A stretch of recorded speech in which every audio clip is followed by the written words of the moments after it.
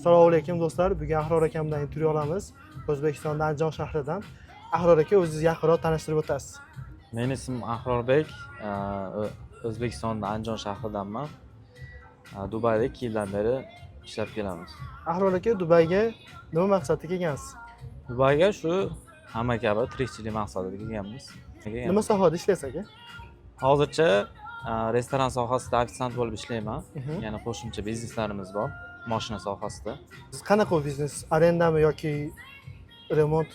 Yo'q, biz Koreyadan zakaz bo'yicha mashinalarni olib kelib beramiz Dubayga, O'zbekistonga, Qozog'istonga, Rossiyaga jo'natamiz. Yangi mashinalarmi yoki bu yerda bilasiz, hali urilgan boshqa?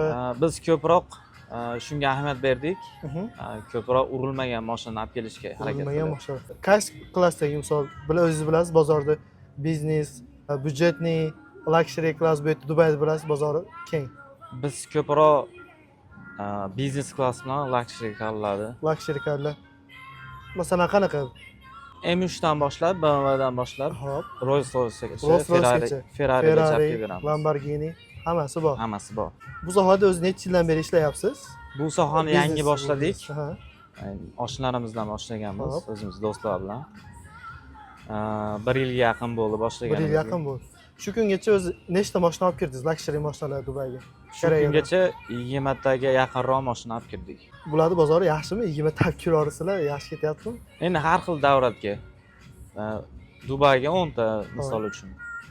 Rossiyaga chiqardik. Rossiyaga ham ketyapti. Qozog'istonga. Yaxshi ketyaptimi? Nima endi aynan sizlardan olishyapti ko'proq? Nimasi yaxshi tarafi bor? Hamma o'ylaydi Dubayda arzon, nimaga Koreyadan olib kelishimiz kerak deydi. Koreyada Dubaydan ko'ra arzonroq va sifatli mashinalar olib kelsangiz bo'ladi, urilmagan mashinalar. Auksiondan yutib olib kelib, paz zakaz ishlanadimi yoki sizlar tavakkal qilib olib kelib, keyin topasizlarmi? Pad zakaz ishlanadi. Oldindan klientlarimiz pul beradi. Mashinani ko'rsatamiz, unga qarab olib kelib Pad beramiz. zakaz ishlaysizlar. Boyagi full time ofitsiantlik ishingizga qaytadigan bo'lsak, aka, qanday qilib topgansiz? Qiyinchiliklar bo'lmaganmi? Bu ishni O'zbekistondan agentство orqali topganman. Aha. Kelganimizda qiyinchilik bo'lgan.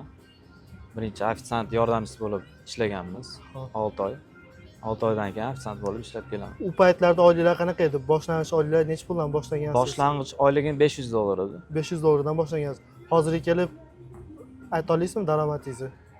O'rtacha hisobda 4000 dan $5000 gacha. Rasxodlaringiz qanaqa Dubayda? Ashingacha rasxod qilasizmi?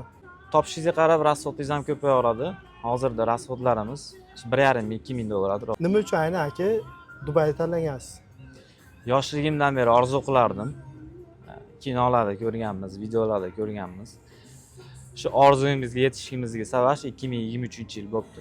Ahror aka, Dubayda ajoyib voqealar ham ko'p bo'ladi odamlarda. Sizda ham bo'lganmi shunaqalarni ta'minotasiz? Endi ajoyib deya olmayman, lekin hammaning hayotida bo'lsa kerak. Ayniqsa restoran sohasida ishlaganlarda bo'ladi bu narsa. Klientimiz kelgan, yaxshiroq inson. Hammaga xizmat ko'rsatilgan, oxirida shotni so'ragan. Shotni olib borganimda tipsda o'zini $5000 qoldirgan. $5000? 5000. Bitta tips beryapti, choy-chaqa. Real aka, Dubayda shunaqa tipslar olsa bo'ladi, choy-chaqalar. Bo'ladi shunaqa tips. Lekin buni hamma pul o'zingizga ketadimi yoki komanda bilan bo'lishinadimi bu narsa? Hamma pul o'ziga ketmaydi. Aha. 50% ni komandaga berasiz, 50% o'zingizga qoladi. 50% $2500 sizga ketadi demak o'sha tipsda. Dubayda ofitsiantlar ko'ryapsizlar qanaqa tips oladi, bemalol kelib ofitsiantlik sohasida ham yaxshi ishlasa bo'laveradi akalar.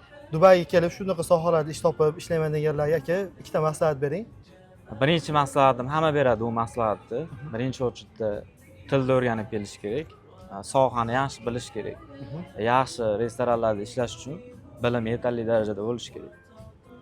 Bunaqa ko'proq tips olish uchun qanaqa servis qilish kerak, boshqa u narsalarni o'zlari o'rgatadimi? Endi u odamni o'ziga bog'liq. Endi qanaqa gaplashishiga bog'liq klientlar bilan. Endi o'zining imijlari, mimikalari bo'ladi. Klient yoqib qolsa, aytgan summangizni qoldirishi mumkin. Ikkinchi maslahat, shu ko'proq fokus qaratadi. Misol 2 yil oldin kelganingizda Dubayda nima xatolar qilgansiz? Ashlar qilmaslik uchun ikkinchi maslahatni ham yaxshidan berasiz aka. Men ham hamma kabi Dubayda oson ish topaman deb o'ylaganman. Endi to'g'ri men agentство orqali kelganman, lekin bilmagan sohamga uchrab qolganman.